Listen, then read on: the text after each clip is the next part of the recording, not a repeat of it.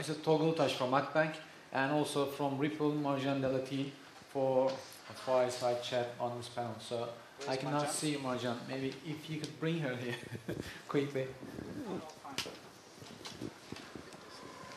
So do you have the microphone? So I can hear the headset. Okay.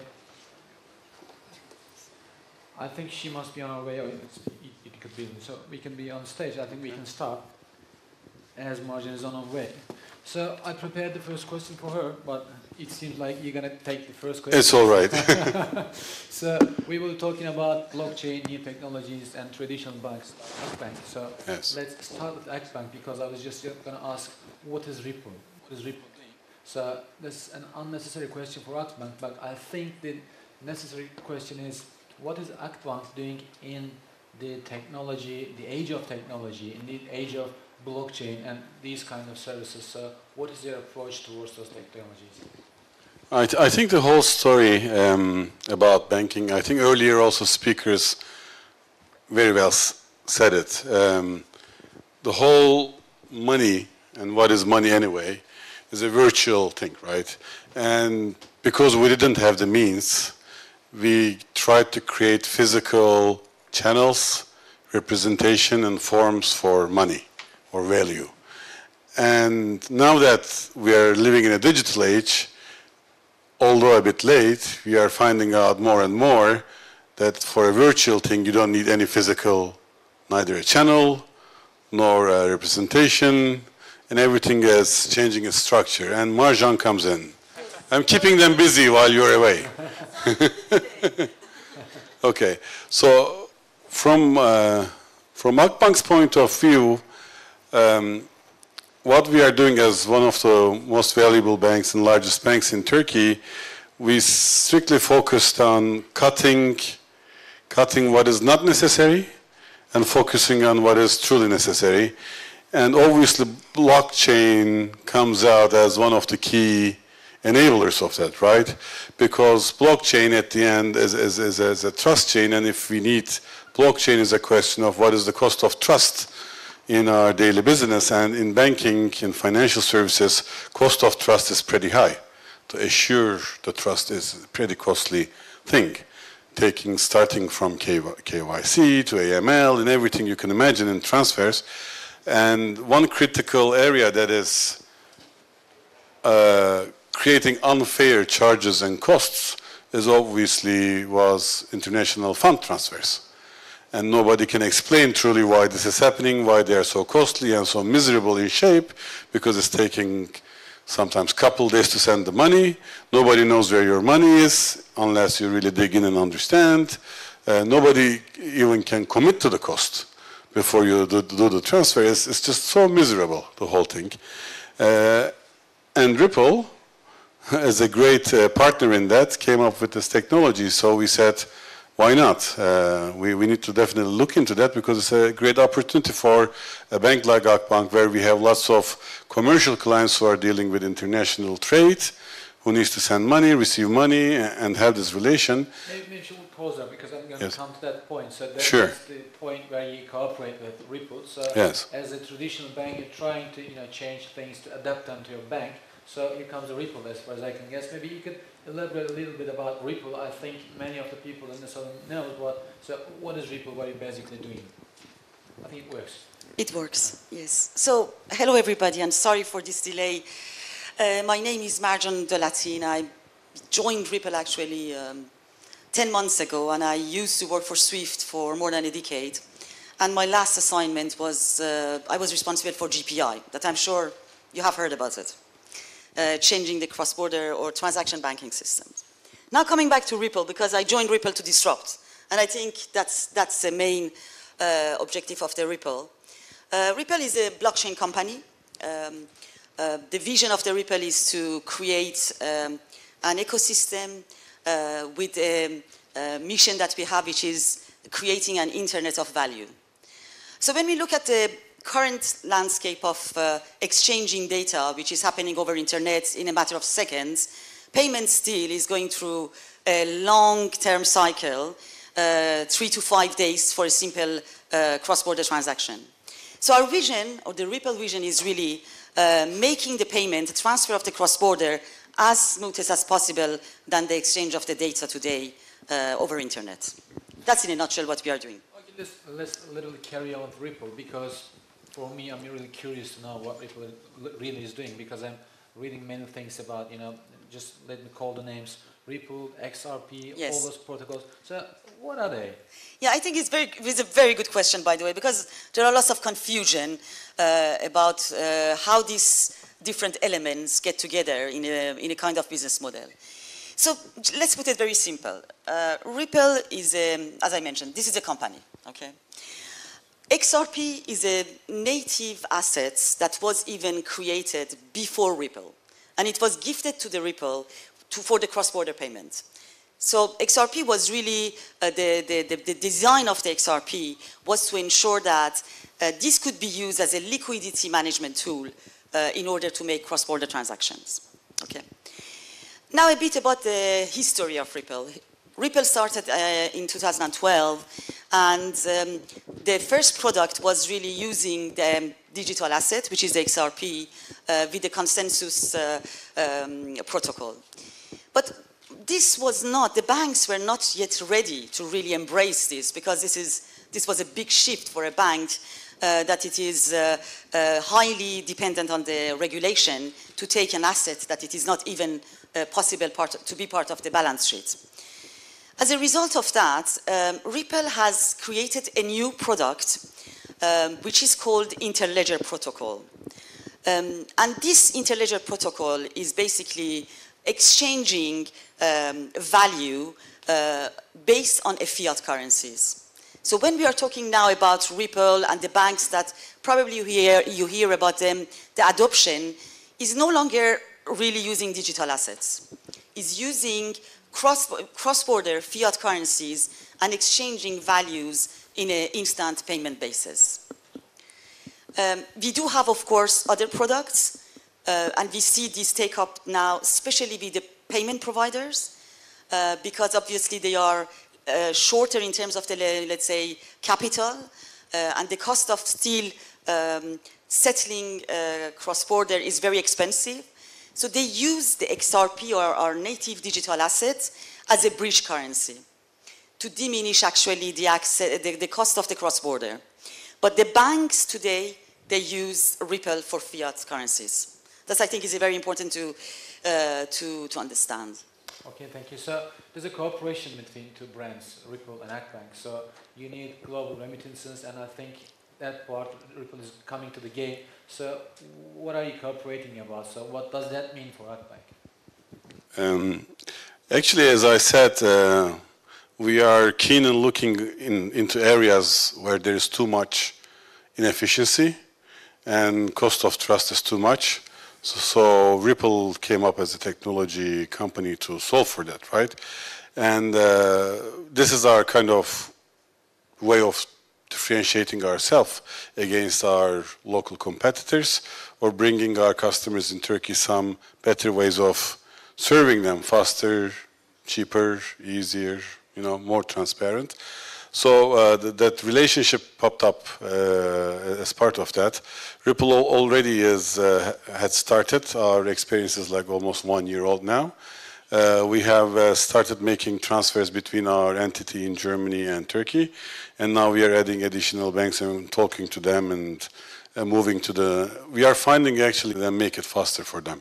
So what are the benefits if you compare with the past, just before you start with Ripple, and how could it react with regulation in Turkey? Is there any problem? Or we worked on this with regulation in Turkey, and they were very open-minded, honestly, with that. It took us a couple meetings to discuss the technology and the means behind it.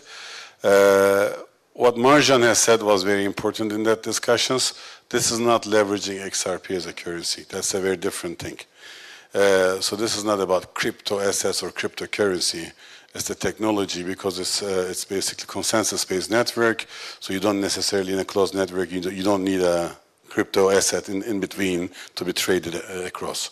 So when we explained this to the local regulator was very much understanding this, and so it was It was very, very well passing through. What are the benefits from a customer-wise? From customer's point of view, it's very easy. I don't know. I mean, many people here should have done an international money transfer in their lives.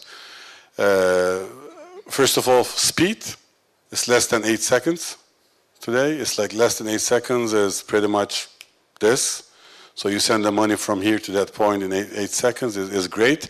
Compared to what is today, can go up to 4 or 5 days if you send money to one other location in the globe.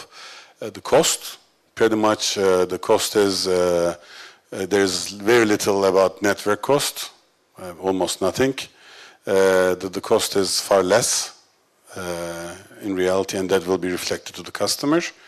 And I think where is my money is not anymore a question, because in most cases, especially large businesses are sending money overseas. They're trying to track the money. Recipient is trying to say, where is the money? Is it coming? It's not coming. Where is it? You know, there's lots of intermediaries in between that is adding to the cost and traceability of the problems to the traceability of the event. SWIFT has been a great organization to solve for that in the past, but I think that's like they're kind of behind now on the story, clearly. I see. So Akbank is one of your partners or customers, as you would like to mention. So who are your customers? What's your customer base, and where is that going in that manner? Well, actually, we have more than 100 banks who have joined, 100 financial institutions, but majorly, I should say, 90% are banks, and we do have now payment service provider as well joining the network. So they are worldwide, because at the end, this is about trades and this is about cross-border transactions. We see a lot of traction, of course, in EMEA, in Europe in general, I should say, and in APAC. But it's always based on a use case. And I think that was also the scope of the collaboration that we established with Akbank, is what a bank wants to achieve, actually, out of this technology. Because blockchain is a technology only. And this is not changing the customer experience alone. It's going to be at the service of the bank and the vision of the bank, how they want to use this technology. So I think that's has been a very important discussion with Akbank, and the vision of Akbank in terms of how they want to really move forward the digital roadmap. So you have this discussion with large banks such as Santander, Standard Chartered, and also some other banks that probably I cannot mention the names.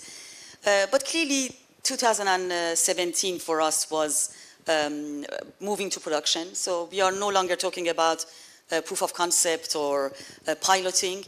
Our network is live, and we are exchanging transaction with a value of close to $1 billion USD. So I think that's very important. This is a trust that the banks that are part of our network are putting on that. And this is, of course, it's early stage. Let's say, average, we sign banks or PSP per week. So what about the future? So where is that going? I mean, blockchain technology and crypto, where is that going?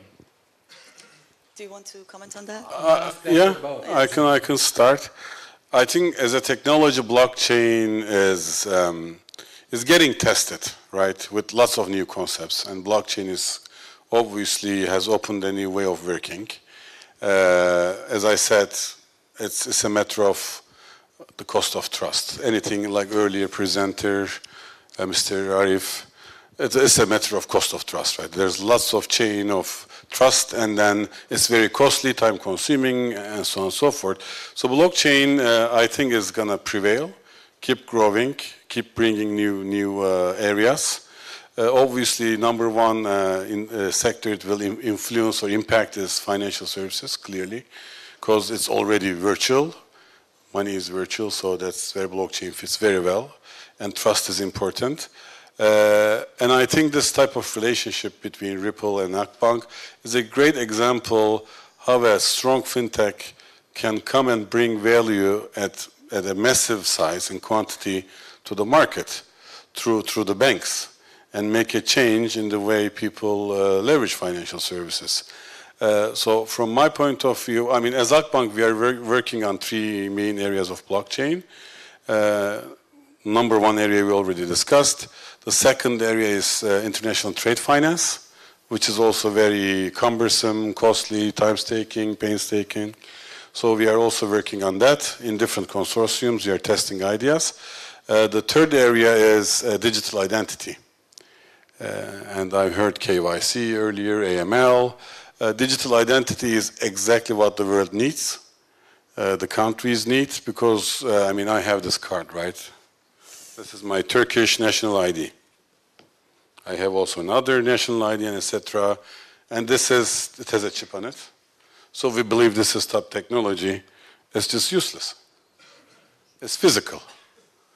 And it has nothing to do with today's digital customer experience. You don't need that at all. And with a proper blockchain-based digital identity, the amount of saving and speed of business can change majorly. So we are on the way to build that. We are cooperating with people, discussing with people who already came up with concepts, ideas in a couple different setups. So these are the three main areas that we are working.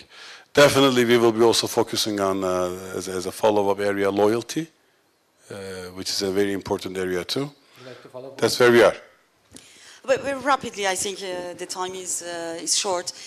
I think the future is here already. You know, blockchain is becoming a reality. We see a number of the banks that, at least in our network. I think what will be the survival of the blockchain is how you always also engage with the regulators and central banks. And we see those being closer to this space will survive. And the banks that are forward thinker, I think they will be faster in the future of this landscape, that it is very moving. I think the digital asset is a reality. We know that there are lots of interest. The price is coming up and down. But this will survive. I think we see lots of interest. So for us, the future is there, and we just see a growth in the coming years. Okay, thank you. So maybe we can have some questions.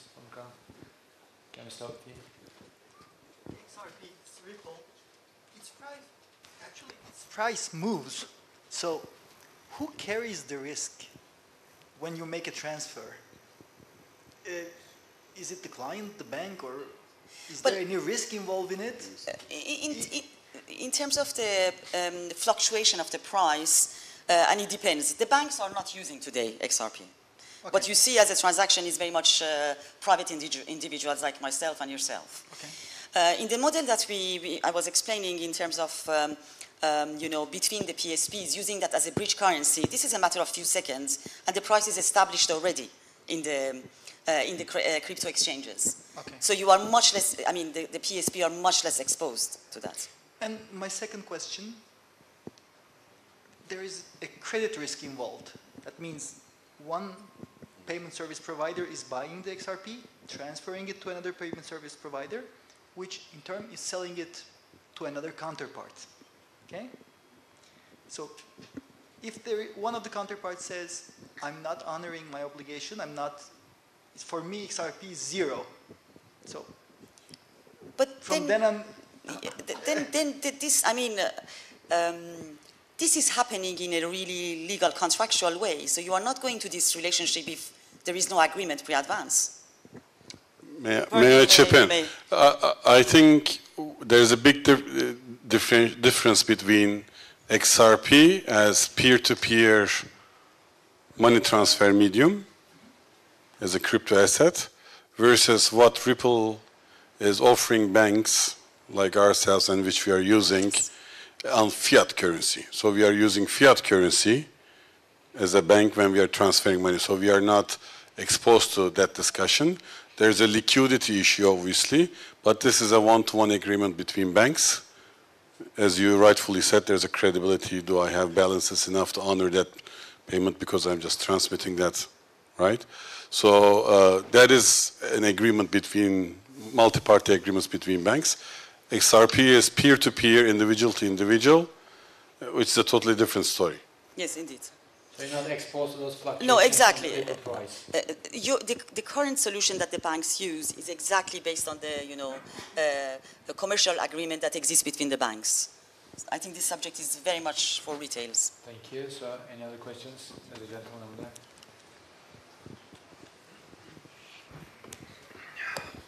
Hi. This is Cihat Kahraman. I'm the co-founder of a startup called Hangar Lab. We develop industrial augmented reality platform. My question is for gentlemen from Akbank. Lower transaction costs, it all sounds good as a perspective of a consumer. What Akbank wants to achieve as integrating with blockchain technology? What is blockchain technology in your business model? I think in overall, as we are sitting today, the banks has lots of efficiency gains, potential efficiency gains. At the moment, the business model that most banks operate on is very heavy on a high cost base, and I'm saying this as Akbank because we are one of the global leaders in cost-income ratio. So we are very fit already. And this is our strong side. This also explains why Akbank is interested in blockchain, because it's going to make us even fitter, more fit, more healthy, and being less costly in operation. Because as I said in the earlier, in the beginning of the talk, I think, do I need blockchain in my business is a question that you can answer. What is the cost of trust in your business? And in banking, the cost of trust is pretty high. So like a bank like Akbank, which is committed to being fit, low cost, and always faster than others, blockchain is a very big opportunity. Okay, this one. Thanks. Royan has a question as well. Yes. Okay, so it was his question as well. Any other questions before lunch? Okay, so just. Hi, Fırat Dürüst. I would like to confirm that I understand right. You solve liquidity problem with the agreement between banks, and how do you solve speed problem? Are you using special software of Ripple, which works in real time? That's like that, right? Okay, yes. The liquidity issue is a multi-party agreement between nodes, and Ripple has other models for that, which we can dive in. Marjan can explain. But the technology, the speed is, yes, through the Ripple network. Sorry. So you don't have to pre-fund accounts. You want to send money. Again, please. You don't need to pre-fund the cross-border account. It depends on your agreement. It depends on your agreement with the recipient party, sender and recipient party, banks. Okay, thank you. Okay, thank you. So there's a lunch just next to here, the next room. So it's going to be 45 minutes or 50 minutes. See you again here. Thank you.